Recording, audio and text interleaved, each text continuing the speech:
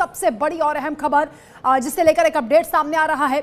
हादसे पर विमान कंपनी वीएसआर एविएशन की ओर से दावा किया गया है। डिप्टी सीएम अजीत पवार का निधन हुआ है, विमान क्रैश हुआ और जिसे विमान ऑपरेट कर रही थी जो कंपनी, उसकी ओर से ये कहा जा रहा है कि विमान पूरी तरीके से सुरक्षित था। वीएसआर एविएशन की ओर से कहा जा रहा है कि दोनों पायलट बहुत अनुभवी थे।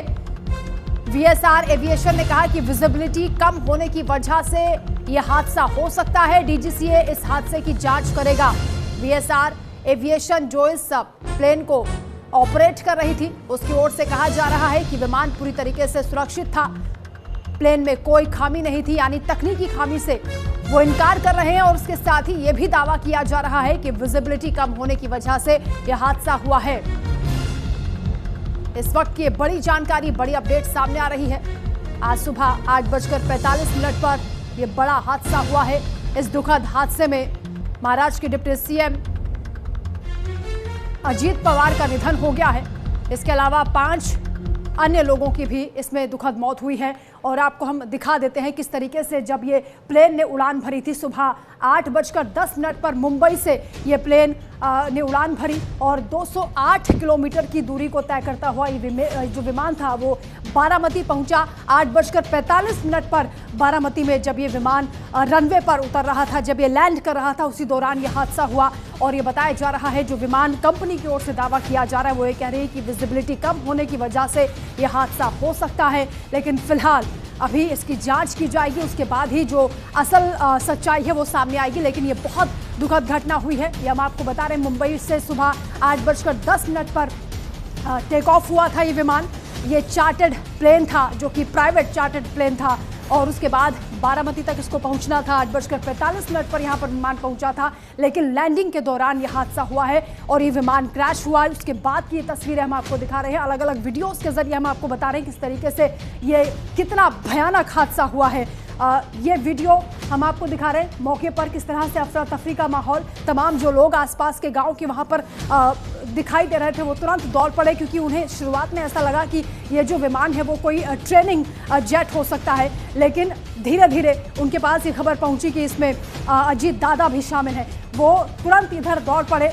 और ये वीडियो हम आपको दिखा रहे हैं किस तरीके से मलबा, उसके बाद जब ये विमान क्रैश हुआ, जोरदार इसमें धमाका हुआ, ये मलबा यहाँ पर नजर आ रहा है और विमान के चिथड़े उड़ गए थे। आप अंदाजा लगा सकते हैं इन तस्वीरों के जरिए।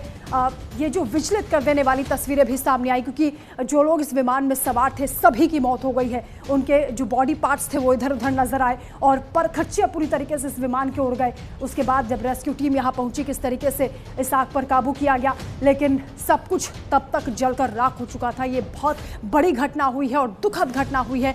तस्वीरों के जरिए हम आपको दिखा रहे हैं किस तरीके से मौके पर धधकती हुई ये आग, आप देखिए मलबे से उठता हुआ धुआं, ये बताने के लिए काफ़ी है कि इस भयानक मंजर को जिसने भी देखा उसके रोंगटे खड़े हो गए। जो लोग मौके पर मौजूद थे, 10 तस्वीरों के जरिए भी हम आपको दिखा रहे हैं, अलग अलग वीडियोस के जरिए आप देखिए मौके पर। ये वीडियो आप देखिए जहां पर केवल जो टेल है उस प्लेन की वो नजर आ रही है, यानी बाकी का हिस्सा पूरी तरीके से जलकर राख हो चुका था। ये सबूत है कि एक प्लेन था, अगर ये भी जलकर राख हो जाता तो ये भी पता नहीं चल पाता कि इसमें ये क्या चीज़ थी, क्योंकि जिस तरीके से भयानक हादसा हुआ है सब कुछ इसमें तहस नहस हो गया, सब कुछ जलकर राख हो गया है। 6 लोग इस विमान में सवार बताए जा रहे थे जो कि इस हादसे का शिकार हुए हैं। डिप्टी सीएम अजीत पवार भी इसमें मौजूद थे। मौके पर जो आसपास के लोग थे उन्होंने तुरंत राहत के लिए, मदद के लिए वो दौड़ पड़े, लेकिन तब तक बहुत देर हो चुकी थी, क्योंकि पलक झपकते ही यह हादसा हुआ, किसी को संभलने का मौका नहीं मिला।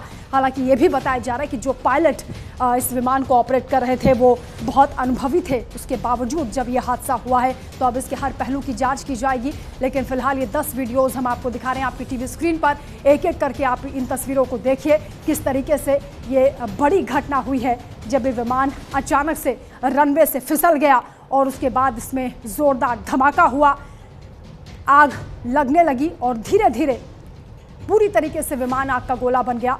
दूर तलक आसमान पर धुएं का गुबार देखा गया और मुख्यमंत्री देवेंद्र फडणवीस ने इस हादसे को लेकर क्या कुछ कहा है, सुनवाते हैं आपको। ऐसी परिस्थिति थी, ऐसे समय उनका निकल जाना, मैं ऐसा मानता हूं कि इसके लिए हमारे पास कोई शब्द भी नहीं है और उनके परिवार पर और उनका जो बृहद परिवार है राष्ट्रवादी कांग्रेस पार्टी, उसके पदाधिकारी कार्यकर्ताओं पर ये जो दुख आया है, ये सहना बहुत कठिन है। इस दुख की बेला में हम सब लोग उनके साथ में हैं। अभी जो उनका परिवार है वो जब बारामती पहुंचेगा, उसके बाद उनसे चर्चा करके आगे की सारी चीज़ें ज्ञात की जाएगी। मैं उप मुख्यमंत्री एकनाथ जी शिंदे, हम सभी लोग अभी कुछ समय में बारामती जाएंगे और उसके बाद आगे की चीज़ें आप तक हम पहुंचाएंगे। सुबह मैंने आदरणीय प्रधानमंत्री जी को और आदरणीय गृह मंत्री जी को इसकी पूरी जानकारी दी। उन्होंने भी इस घटना पर बहुत दुख व्यक्त किया है। सभी लोग एक प्रकार से शॉक में हैं और अब आगे की जो भी कार्रवाई है ऐसी परिस्थिति थी। मुख्यमंत्री देवेंद्र फडणवीस ने कहा कि ये दुखद हादसा हुआ है और गहरा आघात पहुंचा है। पीएम मोदी से भी उनकी बातचीत हुई है। गृह मंत्री अमित शाह ने भी इस हादसे की जानकारी ली है और हर कोई स्तब्ध है, व्याकुल है, व्यथित है इस घटना को लेकर, जितनी दुखद ये घटना हुई है। हमारे साथ खास मेहमान भी जुड़े हुए हैं। हिमांशु भट्ट जी वरिष्ठ पत्रकार हैं, अरविंद मोहन जी भी हमारे साथ जुड़े हैं, वंदना सिंह जी भी हमारे साथ हैं। हिमांशु जी, ये बहुत बड़ा हादसा हुआ है, दुखद घटना है और जिस तरीके से अजीत पवार के लिए तो अभी भविष्य की बहुत सारी संभावनाएं बाकी थी। मुख्यमंत्री भी वो बनना चाहते थे लेकिन उप मुख्यमंत्री ही रह गए और आज जिस तरीके से हादसा हुआ, एक जुझारू नेता के तौर पर उनकी छवि थी, जनसेवक थे और आज भी ये दुखद संयोग भी है कि बारामती उनकी कर्मभूमि, पवार परिवार के लिए इसे किंगडम कहा जाता है, वहां के राजा माने जाते थे अजीत पवार। आपकी आवाज नहीं आ रही। अरविंद मोहन जी, आप तक आवाज पहुंच पा रही? जी बोलिए। देखिए, पिछले काफी समय से शरद पवार की उम्र और बीमारी, उससे भी ज्यादा बीमारी, उसके बाद से शरद पवार जी का संपर्क कम हुआ था। हालांकि वो उनकी सक्रियता अभी बहुत खत्म नहीं हुई है और बल्कि वो चुनाव में बारिश में भीग के जो उन्होंने पिछले लोकसभा चुनाव के समय संदेश दिया, उसका मैसेज बहुत साफ गया सबके भी। तो वो लड़ाई लड़ने की क्षमता उनमें है, लेकिन काम असल में अब अजीत पवार के पास ही रह गया। और खुद उनकी सक्रियता के बारे में माना जाता है कि 5 बजे से उठ के वो 6 बजे तैयार हो जाते थे और तैयार होने के बाद इंतजार करते थे लोगों का। ये नहीं है कि लोग उनके पास आते थे। वो ऐसे लीडर थे जो इंतजार करते थे कि उनके पास लोग आए, काम लेके आए और अलग अलग तरह की समस्याएं जिस तरह से आए। एक तो पहले इसमें वो तुरंत हाँ ना बोल देते थे कि तुम्हारा काम होगा नहीं होगा, और अगर होना है तो उसमें क्या मदद हो सकती है, वो मदद करने को लगातार तैयार रहते थे। इसलिए उनका जनसंपर्क इतना पार्टी संगठन में खास तौर से बिल्कुल अरविंद जी। और इस वक्त बारामती हॉस्पिटल से तस्वीरें सामने आ रही हैं, किस तरीके से लोगों का हुजूम उमड़ा है जब ये जानकारी मिली है कि अजीत पवार इस वक्त दुनिया में नहीं है और उनका दुखद निधन हो गया है इस विमान हादसे में। उनके जो समर्थक हैं, उनके पार्टी के जो कार्यकर्ता हैं, ये आप देखिए फूट फूट कर रोते हुए, बिलखते हुए ये समर्थक, पार्टी के नेता कार्यकर्ता यहाँ पर नजर आ रहे हैं।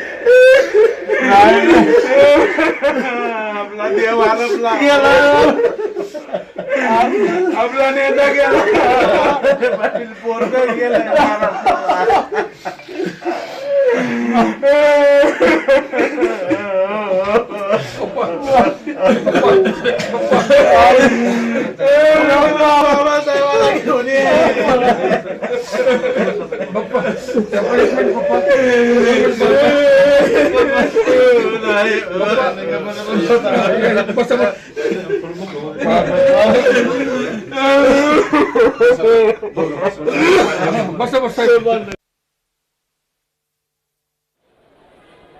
करता जो उनके समर्थक हैं वो इस वक्त किस तरह से बिलख रहे हैं। भावनात्मक ये पल हैं और भावुक कर देने वाली ये तस्वीरें सामने आ रही हैं। जैसे परिवार का कोई अपना चला जाता है, कुछ वैसे ही यहाँ पर लोग महसूस कर रहे हैं, उनका मनोबल टूट रहा है। जिस तरीके से आज ये बड़ी घटना हुई है, किसी ने कल्पना नहीं की थी। यकीन कर पाना समर्थकों के लिए, कार्यकर्ताओं के लिए इस वक्त मुश्किल हो रहा है। अरविंद जी, ये वाकई बेहद दुखद घटना हुई है और ये जो तस्वीरें हैं वो ये बताती हैं कि कितना जुड़ाव था लोगों के साथ अजीत पवार का, इसीलिए उन्हें दादा कहकर लोग बुलाते थे। निश्चित रूप से, और मैं तो मानता हूं कि अजीत पवार शरद पवार की भिड़ंत भी जब हुई तो उसमें अजीत ही 21 साबित हुए, क्योंकि संगठन जिस तरह से उनके साथ आ गया पूरा का पूरा, वो अपने आप में ये बताता है कि वो लोगों से कितना जुड़ाव उनका था। शरद पवार ने कोई उनके बाकी लोगों का कोई बिगाड़ा हो ऐसा नहीं है, या उनके प्रति आदर कम हो ऐसा नहीं है, लेकिन जो कामकाजी रिश्ता है, जो रोज आपके मौके पे खड़ा आदमी जो है, वो लीडर पॉलिटिकल आज की पॉलिटिक्स में उसका महत्व ज्यादा है। तो और वो जब भिड़ंत शरद पवार जैसे दिग्गज से हुई जिनके और अब हम तस्वीर अपने दर्शकों को दिखा